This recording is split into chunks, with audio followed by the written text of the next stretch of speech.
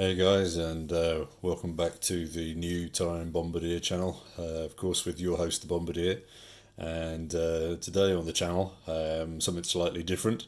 In the past, I've generally veered away from comparisons, as I find them a tad redundant. The reason being is that for all watches, for me, for all watches have their strengths and compromises. Additionally, each buyer has their own criteria, so comparing different things, this is kind of like starting in an odd place for me. However, I did receive quite a few requests to do some comparisons, so I'm going to give it a shot. And I think here I've got the right watches to do this. So as you can quite clearly see, we've got three G-Shock Squares.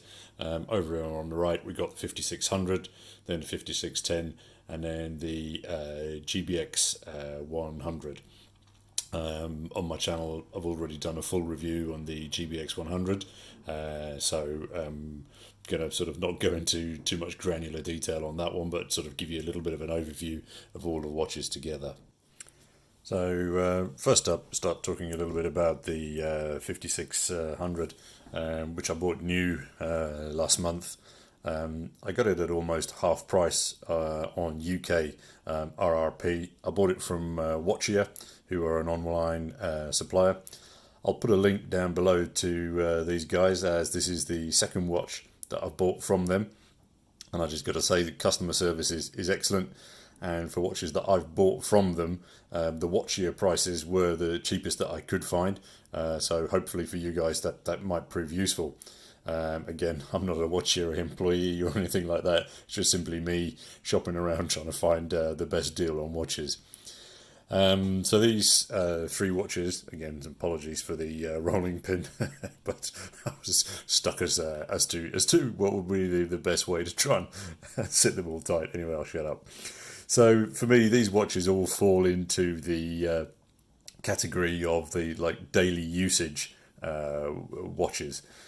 These are not dress watches in any way, shape or form. They're not look at me watches. They're all designed to be worn when doing things, be it sports, outdoor work, getting your hands dirty without worrying about digging your watch. So for me, for this category of watch, high on the priority list are the comfort, fit factor, and visibility.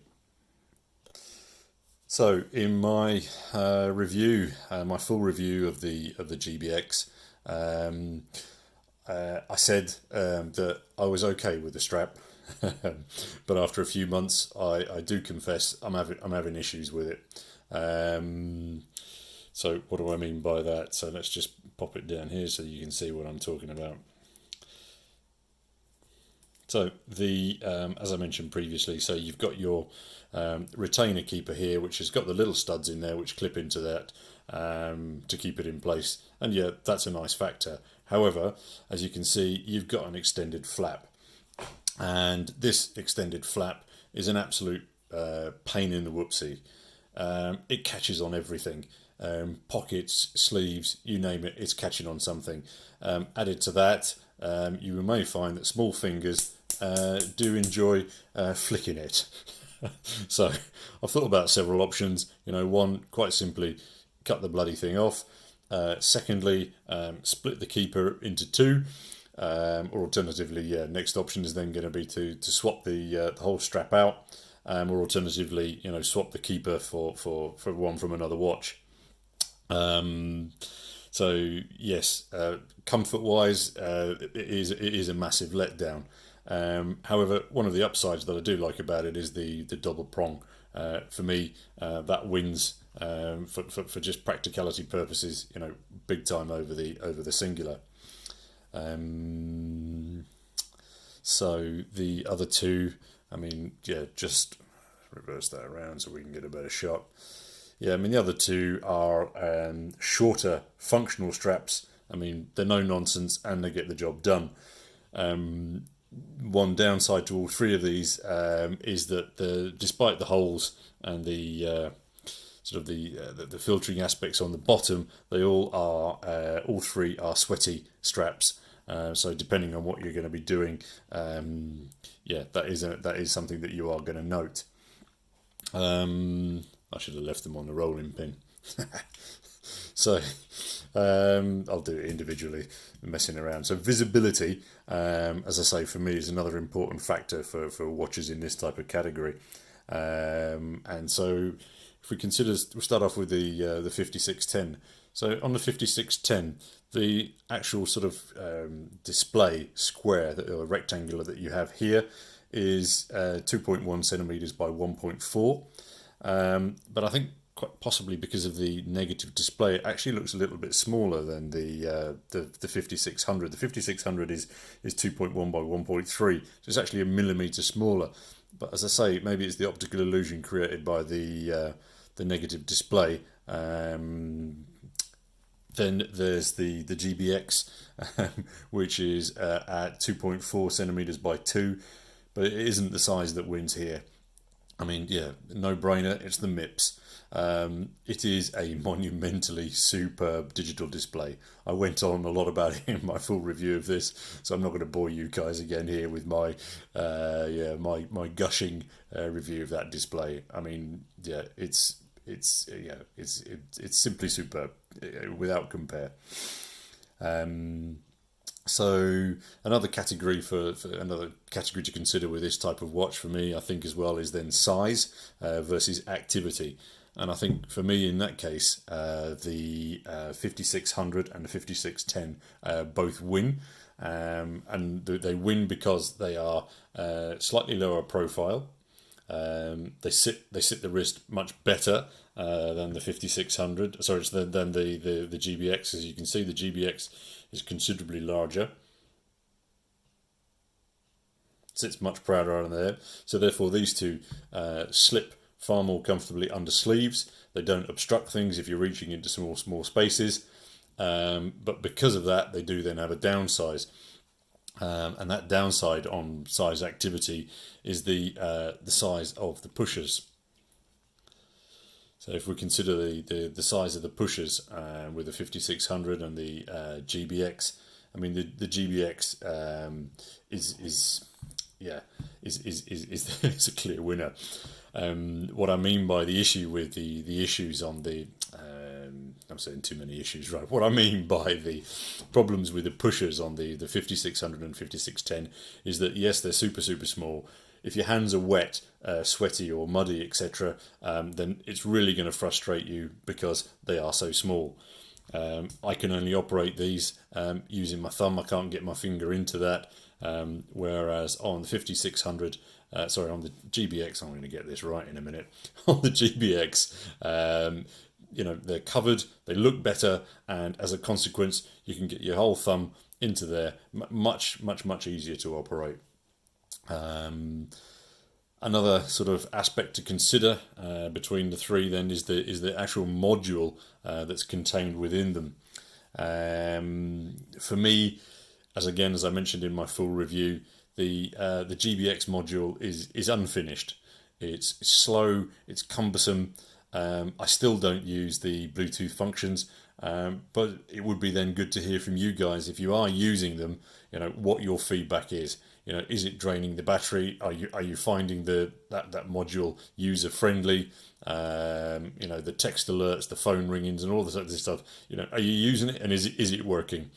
I think again, as I demonstrated in the videos I did before, the just the stopwatch functions, and then how slow it was to sort of recover and delete and things like that. I wasn't enjoying the module.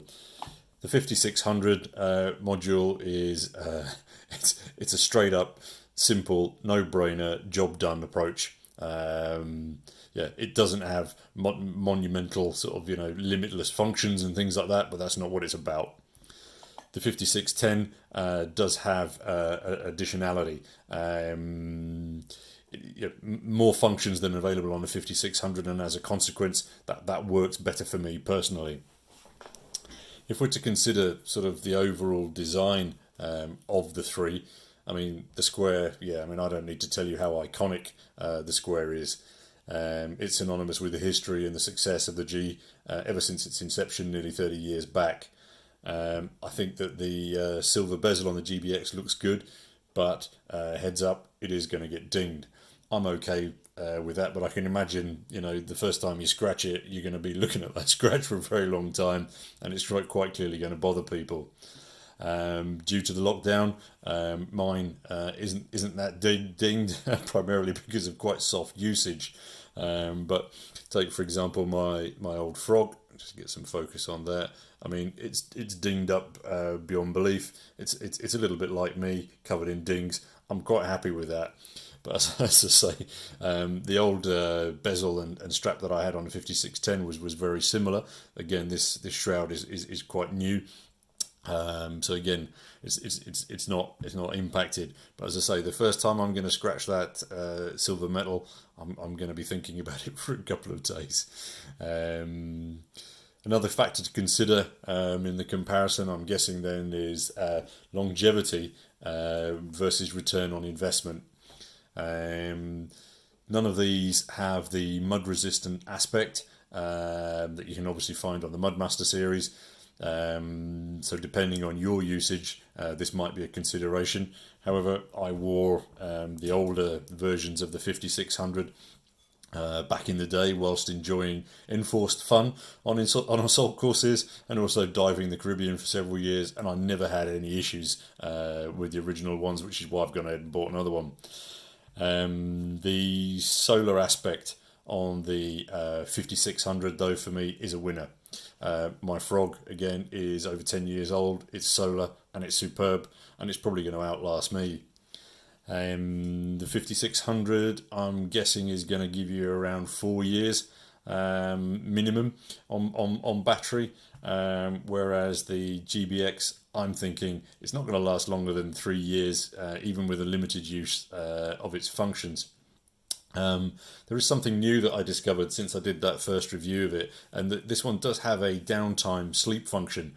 So yeah, so you bung it in the watch box for a day or two, it goes to sleep and then wakes itself when you pick it up again. I think that's a really considered addition, and again, as I say, I didn't pick up on it on the first time, and I think that adds a lot of brownie points to the whole watch.